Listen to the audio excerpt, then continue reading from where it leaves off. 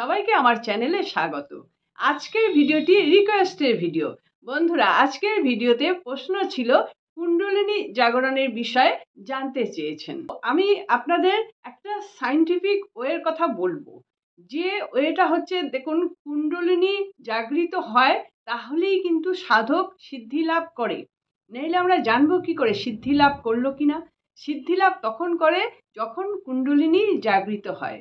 এবং কুণ্ডলিনী জিনিসটা কি?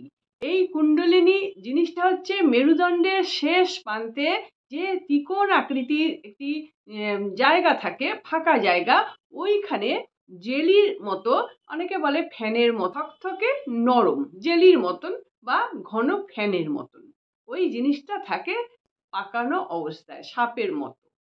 এইটাকে বলে কুণ্ডলিনী। এবার এই কুণ্ডলিনী জাগরণ, আমি অনেক বই পড়েছি কুণ্ডলিনী জাগরণের উপর, কিন্তু আমি আজ অবধি একটিও ভিডিও করিনি। আজকে প্রথম জানাচ্ছি, পুরো ভিডিওটি করছি না, পরে একদিন আমি ভিডিও করব। এই সাপের মতো পাকানো অবস্থায় যে জিনিসটা থাকে, এই জিনিসটা যখন জেগে ওঠে তখন এটি একদম সহস্রারে চলে যখন আসে, তখন সাধক সিদ্ধি লাভ করে।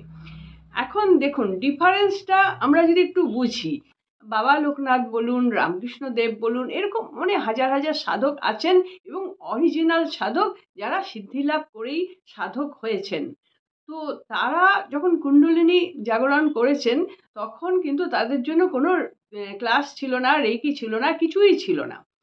কিন্তু এখন যে দেখানো হয় ভিডিওতে, আপনারা দেখবেন, আমিও দেখার চেষ্টা করি, কিন্তু বেশিক্ষণ দেখা যায় না, বন্ধ করে দিই। কারণ এই যে কুণ্ডলিনী জাগছে, কেউ একটা টাচ করছে বা হাত এরকম করছে, আর মহিলাদের দিয়েই বেশি দেখানো হয়। মহিলারা এমন অঙ্গভঙ্গি করছে যেটা পুরোপুরি সেক্সুয়াল অঙ্গভঙ্গি করে, এবং সেইটা দেখার জন্য কিন্তু বহু ভিড় জমে ওই ভিডিওগুলোতে। হ্যাঁ, কিন্তু কুণ্ডলিনী জাগরণ ঠিক কি এইভাবেই কি হয়? আমার মনেও প্রশ্ন আসে, তাহলে এই যে সব বড় বড় সাধকদের যে কুণ্ডলিনী জাগলো, তারাও কি এই অবস্থা করতে করতে এসছে? এটা আমারও প্রশ্ন। জানি না, দেখি তো নি, কি করে বলবো। তো এখন আমার মনে হয় কোনো পুরুষ মানুষকে ওরকম শুয়ে তার কুণ্ডলিনী জাগানো হোক, তাহলে দেখুক সে কিরম অঙ্গভঙ্গি করে। কোনো মহিলাকেই দেয়া হয়, এবং তাকে এমন এমন ড্রেস পরিয়েই দেয়া হয় যে তার সেই সেক্সুয়াল অঙ্গভঙ্গিমা দেখে যেন একটা দারুণ থ্রিলিং চলে আসে মানুষের মনে। ওটাই করা হয় বিভিন্ন ভিডিওতে। আজকে আমি আপনাদের যেটা সায়েন্টিফিক্যালি বলবো, যেটা আমি জেনেছি, আমি জানি না আমি হয়তো right or wrong, I don't know. তো আমি যেটা বলবো, কুণ্ডলিনী সিস্টেমটা হচ্ছে টিউবওয়েলের জল তোলার মতো। টিউবওয়েলের যে সিস্টেম, এই সিস্টেমটা আপনারা নিশ্চয়ই দেখেছেন, ক্লাস 7-এর বইতে মনে হয় পাওয়া যায়। আমরা ক্লাস 7-এ ওটা পড়েছিলাম, টিউবওয়েলের সিস্টেমটা। এখানে কি হয়, আমরা হাতলটাকে আগে তুলে তারপরে এরকম করে যখনই নামাচ্ছি, তখন ভেতরটা অনেক ভ্যাকুম হয়ে যাচ্ছে। আর ভাল্ব লাগানো আছে সব জায়গাতেই, তো ভ্যাকুম হয়ে যাচ্ছে। আর এটা আমরা জানি পৃথিবীর কোনো জায়গাটা ভ্যাকুম থাকতে পারবে না, চারিপাশ থেকে বায়ু এসে সেটা পূরণ করবে। তাহলে এই যে হাতলটা যখনই নামালাম, উঠিয়ে একবার নামালাম, তখন ভেতরে যে ভ্যাকুম হয়ে গেল, সেই ভ্যাকুম জায়গাটায় বায়ু প্রবেশ করার জন্য প্রবলভাবে চেষ্টা করে। তখন সে কি করে, যে জল স্তর আছে সেই জল স্তরের উপরে চাপ দেয়। এই জল স্তরের উপর চাপ দিলে জলটা ওই ভাল্ব ঠেলে উপর দিকে উঠে আসে। ভাল্ব ঠেলে যখন উপরে উঠে আসছে, জলের চাপে আবার ভাল্বটা বন্ধ হয়ে যাচ্ছে, তাহলে মাঝখানে জলটা থেকে গেল। এবার আমরা কি করছি, আবার সেই হাতলটাকে তুলে আবার এইভাবে চাপ দিচ্ছি। আর যেই চাপ দিচ্ছি, জলটা কোথা দিয়ে যাবে? জলটা মুখ দিয়ে বেরিয়ে যাচ্ছে। তখন আমরা টিউবওয়েল থেকে জলটা পাচ্ছি। এটা গেল টিউবওয়েলের সিস্টেমটা বললাম। এবার কুণ্ডলিনীর সিস্টেমটা বলছি। আমাদের মেরুদণ্ডের ভেতর 3টে নাড়ি আছে, একটা ইরা, একটা পিঙ্গলা, আর একটা হচ্ছে সুষুম্না নাড়ি। মাঝখানটায় সুষুম্না নাড়ি। আমি দেখুন ছবিতে দিচ্ছি, আপনারা দেখে হয়তো বুঝতে পারবেন ঠিক ছবিটা আনতে পারছি কিনা। আচ্ছা, এবার ওই ইরা আর পিঙ্গলা হচ্ছে সূর্য নাড়ি, চন্দ্র নাড়ি, এই দুটোকেই বলছে ইরা পিঙ্গলা। আর মাঝখানে সুষুম্না, দুটো এরকম থাকে, ইরা পিঙ্গলা, আর মাঝখানে সুষুম্নাটা থাকে। এবার কুণ্ডলিনী জাগাতে গেলে তাকে কুম্ভক জানতে হবে। কুম্ভক আপনারা দেখেছেন, আগে আমরা ছোটবেলায় দেখতাম অনেক খেলোয়াড়রা আসতো, মানে অদ্ভুত ধরনের খেলা দেখাতো। মাথাটা মাটির মধ্যে পোতা থাকতো আর বডিটা বাইরের দিকে থাকতো। এইরকম 2-3 দিন থেকে যেত, তারপরে তাকে তোলা হতো। ওটাই একটা খেলা। তো এখন বুঝতে পারি এরা অনেক বড় বড় সাধক, এরা কিন্তু কুম্ভক জানে। কুম্ভক কিন্তু সবাই করতে পারবে না। কুম্ভক কথা হচ্ছে শ্বাসটা একবার নিয়ে নেব আর আমি শ্বাসটাকে ছাড়বো না, ওই শ্বাসটাই ভিতরে ভিতরে চক্রাকারে ঘুরে ঘুরে আমাকে বাঁচিয়ে রাখবে। তো সেটা তো চারটিখানি কথা নয়, এটা দীর্ঘদিন প্র্যাকটিস করতে হয়। প্র্যাকটিস করার ফলে এই কুম্ভক মানুষ করতে পারে। আমার জানাশোনা একজন গানের টিচার, উনি কুম্ভক করতে গিয়েছিলেন। তো কুম্ভক করতে গিয়ে উনি ছিটকে পড়ে যান। পড়ে যাওয়ার পর ওনার গানের গলাটাই নষ্ট হয়ে গেছে। কোনো একটা কিছু নষ্ট হয়ে যাবে যদি তুমি কুম্ভকটা ঠিকমতো না করতে পারো। সেই জন্যই একটু একটু একটু একটু করে এটা প্র্যাকটিস করতে হয় দীর্ঘদিন ধরে। আচ্ছা, এইবার বলবো, এই কুম্ভক প্র্যাকটিস করার পরে যদি আমি অনেক বেশি সময় ধরে, একটা সময় তো থাকে যখন আমাকে ছাড়তেই হবে জিনিসটা, কিন্তু সেই সময়ও আমি ছাড়বো না। অনেকটা বেশি আমি হাওয়াটা বাইরে থেকে নিয়ে নিলাম, শ্বাসটা নিয়ে নিলাম, আর ছাড়বই না। যতক্ষণ রাখতে পারি রাখবো। তারপরে কি হবে, সেই বায়ুটা বেরোবার জন্য একটা পথ খুঁজবে। তো সেই পথগুলো সেই সাধক যদি নিজেই বন্ধ করে দেয়, তলার পোর্শনটা মূলাধারটা বন্ধ, আমার নাক চোখ মুখ সব বন্ধ, কথাবার্তা বন্ধ, তাহলে সেই হাওয়াটা বেরোবে কোথা থেকে? তাহলে এই হাওয়াটা ছোটাছুটি করবে, কোথা দিয়ে বেরোবো কোথা দিয়ে বেরোবো, সে কোনো পথ না পেয়ে ইরা পিঙ্গলা দিয়ে সোজা ওই তিকোন জায়গাটায় চলে যাবে যেখানে ওই জেলির মতন জিনিসটা আছে। কেননা ওখান থেকে তো সুষুম্নাকাণ্ড একটা আছে, ওখানে ওঠার চান্স আছে। সেই জন্য ওখানে যাবে, গিয়ে ও ওই জেলিটার উপরে চাপ দেবে। চাপ দেওয়ার ফলে ওই জেলিটা সাপের যে মাথার মতো আছে সেইটা নিয়ে সুষুম্নাকাণ্ডের ভিতর দিয়ে ধীরে ধীরে উঠে যাবে। এটা ধীরে ধীরে ওঠে, একদিনে ওঠে না, ধীরে ধীরে ও উঠবে। এবার যেরকম ভাবে চক্রের উপর দিয়ে উঠবে, সেই চক্রগুলো সেরকমভাবে স্ফুরিত হবে। এবার যখন উঠতে উঠতে এই মাথায় এসে পৌঁছবে, মাথায় মিন্স এই দিকটায় এসে পৌঁছবে, তখন হচ্ছে সাধক সিদ্ধি লাভ করলো আর এই কুণ্ডলিনী পুরো জাগৃত হলো। তাহলে কে জাগৃত করছে এখানে? এখানে তো পুরোপুরি সায়েন্স, নিজেকেই জাগৃত করতে হবে। কুণ্ডলিনী কোনো দিন কেউ বাইরের লোক জাগৃত করতে পারে না। আমি যে সমস্ত বইগুলো পড়েছি, এগুলো অনেক বড় বড় সাধকের বই, তারা এইভাবেই বলেছে। তাতে এটা আমি বিশ্বাস করি 100%। এটাই হচ্ছে সায়েন্স, আর এভাবেই উঠতে পারে। সায়েন্স বিনা তো কিছু নেই, পৃথিবীর সব কিছুই সায়েন্স। যে সায়েন্সটা আমরা হয়তো ব্যাখ্যা করতে পারলাম, এই যেটা ব্যাখ্যা করতে পারলাম টিউবওয়েলের যে সায়েন্স আছে, ওই সায়েন্সটাই এই কুণ্ডলিনীর সায়েন্সে একদম সেম সেম কাজ করে।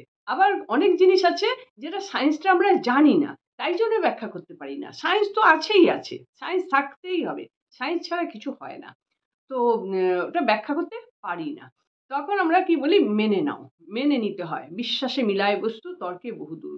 আসলে কিন্তু সেখানেও সায়েন্স আছেই আছে, যার ব্যাখ্যাটা আমাদের কাছে নেই, তাই জন্য আমরা বলতে পারছি না। তাহলে আপনারা বুঝতে পারলেন, কুণ্ডলিনী কিন্তু বাইরে থেকে কেউ টিপে টাপে ছুঁয়ে নাড়িয়ে কোনো দিনও জাগাতে পারবে না। কুণ্ডলিনী তাকেই জাগাতে হবে। যদি নিজে নিজে চেষ্টা করে করে এই কুণ্ডলিনী যখন জাগবে, তখন হচ্ছে সঠিক জায়গা। কিন্তু হঠাৎ করে যদি জাগে, হঠাৎ করে যদি ওঠে, সে তো পাগল হয়ে যাবে, সে তো সুস্থ থাকছে না। তো এই দেখুন, সমস্ত সাধকরা, সারদা মা বলুন, রামকৃষ্ণ দেব বলুন, বিবেকানন্দ বলুন, প্রত্যেকেরই কুণ্ডলিনী জাগানো ছিল। তো কারুকে তো এরকম করতে হয়নি আমার মনে হয় না। এদের তো রেকি শিখতেও হয়নি, রেকি কি তাই তো জানতো না, তাই বলে কি সাধক হয়নি, তাই বলে কি চক্র জাগেনি? সেই জন্যই আমি বলি যে সবাইকেই রেকি শিখতেই হবে তারপরে আপনি সব লাভ পাবেন, তা নয়। সাধনা, সাধনা, সেই পয়েন্টে মন দেয়া। মন দিয়েও তো আঘাত করা যায়। আমরা তো হাত দিয়ে চক্রকে ঘোরাতে পারছি না, হাত দিয়ে কিছুই করতে পারছি না। তাহলে কি করব? শ্বাস দিয়ে করতে পারছি, শ্বাস দিয়ে আঘাত করতে পারছি, মন দিয়ে আঘাত করতে পারছি। যখন আমি ভাবছি, প্রচন্ড ভাবছি, সেই ভাবনার ভাইব্রেশন গিয়ে গিয়ে সেই ভাইব্রেশন দিয়ে আঘাত করতে পারছি। তাহলে শ্বাস আর ভাবনা দিয়ে কাজ করা যায়। রেকি না শিখলেও হবে। আর রেকি যারা শিখছে তারা একটু বেশি পারবে যদি প্র্যাকটিস করে। প্র্যাকটিস না করলে কিছু হবে না, শুধু রেকি শিখলে কি হবে? বহু মানুষ আমাকে ফোন করে, বহু মানুষ রেকি শিখেছে, অনেক বছর আগে শিখেছে, 1 মাস, 1.5 মাস, 15 দিন প্র্যাকটিস করেছে, আর করেনি, তাহলে তো কোনো কাজ হবে না। রেইকি যদি শেখে, হাত থেকে তো ভাইব্রেশন যাচ্ছে, প্লাস ওই ভাইব্রেশন লাগবেই লাগবে। ভেতরের মনের ভাইব্রেশন, শ্বাসের ভাইব্রেশন, প্লাস হাতের পাওয়ারের ভাইব্রেশন, সবগুলো লাগবে। আর যারা রেইকি শেখেনি তারা মনের ভাইব্রেশন দেবে, জপ, যেমন জপ তপ, শব্দের ভাইব্রেশন, সবগুলোই সায়েন্স, কোনোটাই সায়েন্সের বাইরে নয়। তবে এটা আমি আজও বলবো, আমার যেটা দৃঢ় বিশ্বাস, কুণ্ডলিনী কেউ জাগাতে পারবে না। তাকে নিজেকেই জাগাতে হবে এবং পরিশ্রম করে জাগাতে হবে, প্রচণ্ড পরিশ্রম, প্রচণ্ড প্র্যাকটিস। যদি কেউ এমনি এমনি করতে যায়, সে কিন্তু বিপদে পড়ে যাবে, তার একটা অঙ্গ হানি হয়ে যাবে। ওই যেমন গানের মাস্টারে হয়েছে, আর গলা দিয়ে গান বেরোয় না ওই মাস্টারমশাইয়ের, মানে ছিটকে পড়ে গেছে করতে গিয়ে। এইটাই হয় কিন্তু। সেই জন্যই খুব ভালোভাবে সঠিকভাবে করতে হয়, সঠিক গুরুর পরামর্শে সঠিকভাবে প্র্যাকটিস করতে হয়, দীর্ঘদিন প্র্যাকটিস করতে হয়, এক এক দিনের ব্যাপার নয় এগুলো। তাহলে এই যে সাধকদের আমরা যে পুজো করি, বাবা লোকনাথ, এই যে রামকৃষ্ণদেব, এনাদের যে আমরা পুজো করছি, এমনি এমনি কি করছি? এনারা কিন্তু দীর্ঘদিন প্র্যাকটিস করে করে করে করে তারপরে তো ওনারা নিশ্চয়ই এগুলো জেগেছে, তবে না এদের অরা ক্লিন হয়েছে, তবে না মানুষ আকর্ষিত হয়েছে, তবে না মানুষ তাদের মানে, এমনি এমনি তো মানে না। তো সেই জন্যই আমি সবাইকে বলি পরিশ্রম করতেই হবে। ওই রাতারাতি কিছু হয়ে যাবে না, কোনো দিনও হবে না, সময় নষ্ট হবে, আর কি হবে। আশা করছি আপনারা বুঝতে পারলেন কুণ্ডলিনী বিষয়টি কি। আমাকে যিনি প্রশ্ন করেছেন, দিদি তাড়াতাড়ি বলুন কুণ্ডলিনী, তো তার জন্য বলছি, দেখো ভাই, কুণ্ডলিনীর জন্য তোমাকে অনেক পড়াশোনা করতে হবে, অনেক ধ্যান জপ তপ করতে হবে, আর কুম্ভক প্র্যাকটিস করো, কতক্ষণ তুমি শ্বাস ধরে রাখতে পারছো ভেতরে, সেটা হচ্ছে আসল। সেইটা যখন তোমার অনেক প্র্যাকটিস হয়ে যাবে, তারপরে তুমি নিজেই, এই যে বললাম টিউবওয়েলের সিস্টেম, আর এছাড়া আরও বইপত্র আছে, আর গুরুর শরণাপন্ন হও, তিনি নিশ্চয়ই জানেন। সঠিক গুরু হলে সঠিক আপনাকে পথটা দেখাবেই দেখাবে, তাহলে ওখান থেকে সুবিধে পাওয়া যায়। তবে কুণ্ডলিনী জাগানোর জন্য আলাদা কোনো কোর্সের কোনো প্রয়োজন নেই। যদি রেইকিটা ভালোভাবে শেখা যায়, সমস্ত চক্রগুলো খুব ভালোভাবে হিল করা যায়, আর তার সঙ্গে সঙ্গে স্বাধিষ্ঠান, মূলাধার, এগুলো বেশিভাবে হিল করতে হবে। সবগুলো যদি 10 মিনিট করে হিল করি, তাহলে স্বাধিষ্ঠান মূলাধার আমাকে আধ ঘন্টা 1 ঘন্টা হিল করতে হবে। এরকমভাবে যদি নিজে নিজে প্র্যাকটিস করি দীর্ঘদিন ধরে, তাহলেই কাজ শুরু হয়ে যাবে। কুণ্ডলিনী জাগরণের জন্য আলাদা করে কোনো ক্লাসের কোনো প্রয়োজনীয়তাই নেই, রেইকির মধ্যেই এটা সম্ভব। আশা করছি ভিডিওটি ভালো লেগেছে। যদি ভালো লেগে থাকে তাহলে একটি লাইক দিয়ে দেবেন। যারা সাবস্ক্রাইব করে দিয়েছেন তাদের জন্য অনেক অনেক ধন্যবাদ। যারা এখনও সাবস্ক্রাইব করে উঠতে পারেননি, চ্যানেলটি সাবস্ক্রাইব করে রাখবেন। আর আপনারা যদি রেইকি বা স্পিরিচুয়াল কোনো হিলিং শিখতে চাইছেন, তাহলে অবশ্যই ডালিয়া রেইকি ইনস্টিটিউটে, আমি ডালিয়া মুখার্জি, আমার সঙ্গে আপনারা যোগাযোগ করতে পারেন। আশা করছি আপনারা সকলে খুব ভালো থাকুন, আনন্দে থাকুন, সুস্থ থাকুন এবং হাসি মুখে থাকুন। নমস্কার, দেখা হচ্ছে পরের ভিডিওতে।